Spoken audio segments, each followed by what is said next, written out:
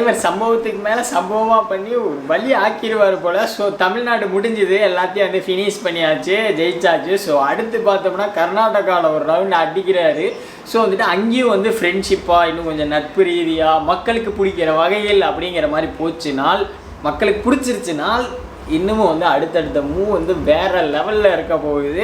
அதுக்கான ஒரு சின்ன ஐடியாலஜி ஸ்ட்ராட்டஜி தான் வந்து போட்டிருக்காருன்னு நினைக்கிறேன். அங்கே மேங்களூரில் போயிட்டு கோயிலுக்கு வந்து ஸ்ரீ மூகாம்பிகை கோயில்னு நினைக்கிறேன், அங்கே வந்துட்டு இந்த உடுப்பியில் வந்து இருக்குது. ஸோ வந்துட்டு அங்கே தான் வந்து போயிருக்காரு. ஸோ அங்கே போனப்பயே அங்கே மக்களோட ஆதரவு இருக்கே, அப்பப்போ மழை பெய்யுது, மழையை கண்டுக்கல, எல்லாம் கூட்டமாக அப்படியே நிற்கிறாங்க, எல்லாம் வரட்டும். அதுலேயும் சிஎம் விஜய் வராரு பாருங்க, அவர் டிரைவ் பண்ணிட்டு வராரு, சும்மா பயங்கரமாக ஷாக் பண்ணிட்டு வராரு. அந்த இருக்கே ஆறா தமிழ்நாட்டில் மட்டும் கிடையாது, இப்போ வந்து கர்நாடகாலையும் பீதி கிளம்பி இருக்கும். அங்கே இருக்கிற சீஃப் மினிஸ்டருக்கும் ஆகா அங்கே முடிச்சுட்டு இங்கே முடிச்சிடுவான் போலவே அப்படின்னு சொல்லிட்டு. ஸோ 2029 அடுத்த எலெக்ஷன் இருக்குது, அதுக்கு தான் லைட்டாக ஏதாவது ஐடியா போடுறாரா என்னன்னு தெரியல. எந்த அளவு ரன் ஆகுது அப்படின்னு சொல்லி ஐடியா போடுறாரான்னு தெரியல. இது எல்லாமே வந்துட்டு கிரேட் மூவ், மக்களோட ஆதரவு இருக்குது. பட் வந்து இது எந்தளவுக்கு பெருசாக வெடிக்குங்கிறதெல்லாம் வந்து தெரியல. பட் வந்து விஜய் அவர்கள் போனார், விஜய் அவர்கள் எங்கேயாவது ஒரு இடத்துல கை வைக்கிறாரு அப்படிங்கிற மாதிரி இருந்தாலே வந்துட்டு ஏதோ ஒன்று நடக்குது, எதாக இருந்தாலும் செஞ்சிருவார் அப்படிங்கிற மாதிரி ஒரு நம்பிக்கை வந்து இந்த எலெக்ஷனில் ஜெயிக்கிறதுலேருந்தே வந்துட்டு எல்லாத்துக்கும் ஒரு பயமோ இல்லை வந்து ஒரு ஆர்வமோ வந்துடுது.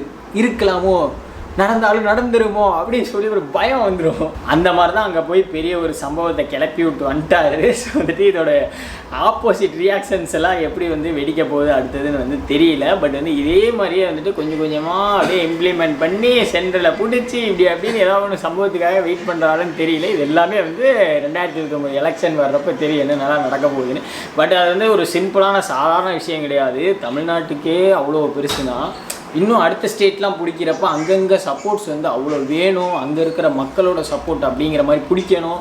ஸோ இதெல்லாம் வந்து நிறையா பெரிய விஷயம். பட் இது எல்லாமே சாத்தியமாக அடுத்த 3 வருஷத்தில் சடனாக வந்தார், சடனாக பிடிக்கிறாரு, இந்த நல்லது எல்லாத்தையும் சூப்பராக செஞ்சுட்டாருன்னா அடுத்து அவ்வளோதான், ஒன்றுமே பண்ண முடியாது. அடுத்து இந்த ஒரு 3 வருஷத்தில் அடுத்து வந்து சடனாக பிடிச்சி இந்த மாதிரி ரன் பண்ணி போய்கிட்டே இருந்தாருன்னா ஸ்பீடுன்னு அது பாட்டுக்கு போயிட்டே இருக்குது. ஸோ அந்த மாதிரி தான் வந்துட்டு இங்கே வந்து மேங்களூரில் கர்நாடகாலையும் ஒரு சம்பவத்தை செஞ்சு விட்டார்.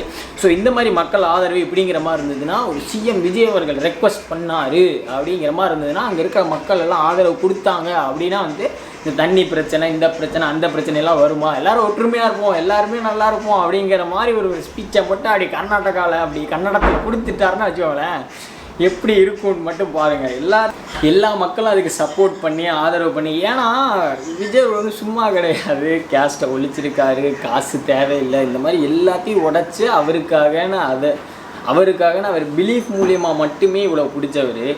இதே வச்சு அங்கே இருக்கிற மக்களையும் பிடிச்சி எல்லாருமே ஒற்றுமையாக இருக்கலாம், இந்த ஒற்றுமை யுனைட்டியை கொண்டுட்டு வந்து அப்படிங்கிற மாதிரி ஒன்றா இருக்கலாங்கிற மாதிரி கொண்டு வந்து எல்லாமே பண்ணிட்டாருன்னு வச்சுக்கோங்களேன். எல்லா ஐடியா கொடுத்து இதை கொடுத்து அதை கொடுத்துங்கிற மாதிரி ஒற்றுமை பண்ணி இந்த மாதிரி பிரச்சனைகள் இல்லாமல் வந்து ஸ்மூத்தாக கொண்டுட்டு போயிட்டாருன்னு வச்சுக்கோங்களேன்.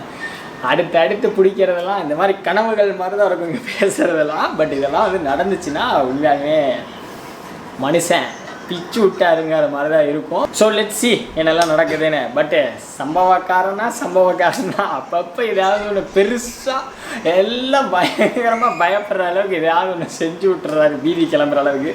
இப்போ பார்த்தோம்னா லோக்கல் பாலிட்டிக்ஸ், தமிழ்நாடு பீப்புள்ஸ் கூட, தமிழ்நாடு பாலிட்டிக்ஸ், தமிழ்நாடு லீடர்ஸ் கூட எல்லாம் ஃபைட் பண்ணுறது கிடையாது. அவர் வந்து இதை தாண்டி ஓகேடா இதெல்லாம் இது ஓவர் தான், இது முடிஞ்சு போச்சு, ஸோ இங்கே இருக்கிற ஃபைட்ஸ்லாம் முடிஞ்சு போச்சு, நான் வந்து அடுத்து வந்து சென்ட்ரலுக்கு போகிறேன், அங்கே ஃபைட் பண்ண வேண்டியது இருக்குன்னு சொல்லி அந்த மனுஷன் மட்டும் அங்கே போயிட்டார். இங்கே இன்னும் வந்து கதறிக்கிட்டு இருக்காங்க சில பேர், ஒன்று ஆட்சியாக பிடிச்சலாம் டேய், அந்த ஆள் இங்கே முடிச்சுட்டு அடுத்தடுத்துன்னு போயிட்டு இருக்காருங்கிறது எப்போ இவங்களுக்குலாம் புரிய வரும்னு தெரில.